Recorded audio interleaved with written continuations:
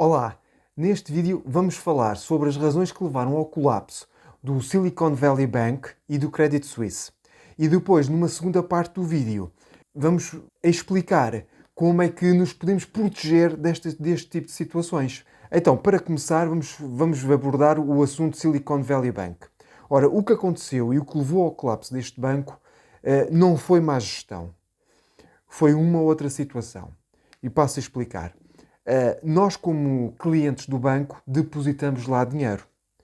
E depois o banco pega nesse dinheiro e uma parte põe-o a trabalhar através de empréstimos e outra parte fica em produtos ativos de liquidez para um dia que nós precisamos de uma enorme quantidade de dinheiro ou a totalidade do dinheiro, o banco socorre-se desses produtos, desses produtos de liquidez, que vende e depois entrega ao cliente. Ora, no caso do Silicon Valley Bank, eles tinham títulos do Tesouro americano. E com o aumento da taxa de juros devido à inflação, esses títulos de tesouro começaram a perder valor. O que significa que a liquidez do banco foi diminuída. Ora, ao se aperceberem disso e começaram a correr os rumores que provavelmente o banco não tinha liquidez, o que é que foi acontecer? Os depositantes começaram a levantar o seu dinheiro, o que veio colapsar completamente com o banco. Portanto, aqui não foi a questão de má gestão, ou gestão maldosa, digamos assim. Aqui foi uma má estratégia. Porque ao sabermos que a Fed iria estar a aumentar as taxas de juro, automaticamente o próprio banco devia procurar alternativas aos títulos do Tesouro. Isto porque com a subida das taxas de juro, os títulos de Tesouro antigos vão logo perder valor. Porquê? Porque os novos, como têm uma taxa superior, uma yield maior, têm mais valor. Portanto, os investidores vão procurar os novos títulos do Tesouro em detrimento dos antigos. E os antigos, para, digamos, ser apelativos aos investidores, têm que ser vendidos a um valor inferior para um investidor poder comprar e tirar alguma rentabilidade. Portanto, e o facto do banco ter grande parte da sua liquidez em títulos do Tesouro, portanto, fez perder muito o seu valor. Com a situação do Credit Suisse, bom, aí já estamos a falar a um outro nível. Primeiro, porque começa a haver más notícias. Notícias até de fraude. Depois, com esta subida de taxas de juro, fez com que o banco, na última apresentação de resultados, apresentasse resultados negativos. Ou seja, o banco teve prejuízo. E na última apresentação, veio dizer que tinha fragilidades no seu balanço. Ora bem, isto aqui, se há algum sítio onde nós temos de ter confiança, é num banco. E se o banco começa a aparecer este tipo de notícias, é natural que se comece a perder confiança. Inclusive, até o seu maior acionista, o seu maior investidor, o Saudi National Bank, veio dizer que não iria colocar mais dinheiro no Credit Suisse. Portanto, se o seu maior investidor não quer lá colocar mais dinheiro, portanto, estamos a perceber aqui que existe algo de muito mal. Ora, naturalmente que os investidores começaram logo a tentar despachar as suas ações, o que fez com que o banco perdesse um valor considerável.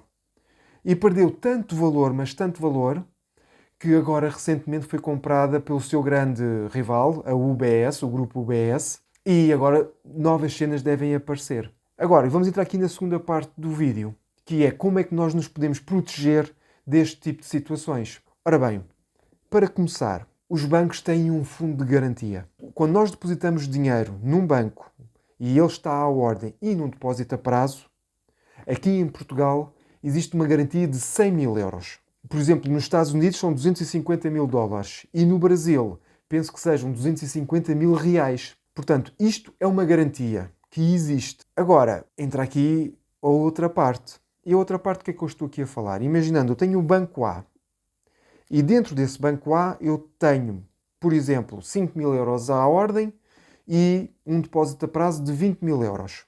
E depois tenho um ETF baseado no SP500 da Vanguard, por exemplo, e tenho obrigações desse banco A. Ora, o banco, entretanto, faliu. Então, deste dinheiro, destes ativos todos que eu tenho no banco, o que é que fica garantido para mim? Ora, a primeira coisa, a conta à ordem e os depósitos a prazo estão garantidos até aos 100 mil euros. Portanto, como eu tinha lá 5 mil mais 20 mil, portanto os 25 mil estão garantidos, eu vou-os recuperar. O ETF sobre o SP500 não é do banco, não é um ativo do banco, é um ativo do cliente, é meu. E eu pago ao banco, provavelmente, uma comissão de custódia, portanto, para eles guardarem os títulos. Ora, isto significa que, caso o banco A então vá à falência, eu depois terei que tomar as devidas diligências de forma a transferir aquele ETF para aquela posição do ativo para um outro banco, de forma a depois eu poder recuperar esse ativo. Sobre a obrigação do banco A, bom, poderei não recuperar, ok? E se eu tivesse ações do banco A, também não estão garantidas, ok? Portanto, é muito importante nós percebermos onde estamos a colocar o dinheiro. Aliás, imaginando até o seguinte caso, imaginando que eu tenho um fundo de investimento desse banco A, gerido por esse banco A, em que tem ativos de várias empresas, ações de empresas e obrigações de outras empresas, e também ações do próprio banco A e obrigações do próprio banco A. Ora, esse fundo de investimento, tudo o que esteja relacionado internamente com o banco A, e caso haja o colapso total e não seja possível recuperar, esse fundo de investimento vai também ele perder valor. E esses ativos do banco A, nomeadamente as ações e as obrigações que ele tinha, desaparecem do fundo, o que faz com que o fundo então perca valor e dessa forma o resto, os outros ativos, esses ainda poderão ser recuperados. Tá bom? Portanto, o que é que eu quero dizer com isto, ao fim e ao cabo? Isto acaba por ser tudo uma estratégia de investimento. Primeira estratégia, diversificação. Portanto, imaginando agora que eu tenho 200 ou 300 mil euros disponíveis num depósito a prazo, né? E estou à espera de comprar um imóvel, por exemplo. Eu nunca iria ter esses 300 mil euros num único banco. Eu iria dividi-lo por vários bancos. Isso era a primeira situação. E no momento da escritura, consoante eu visse que o banco me interessava, então aí transferia tudo para esse banco e depois no dia seguinte era a escritura e executava o pagamento e estava feito. Portanto, isso é logo a primeira estratégia que eu fazia. Depois, a nível de ETFs, ações, obrigações, ações e obrigações individuais, nós temos que estudar. Temos que fazer uma análise e temos que perceber onde nós estamos a colocar o dinheiro e quais são os riscos que advêm desse tipo de produto. Por exemplo, investir em ações e investir em obrigações é completamente diferente.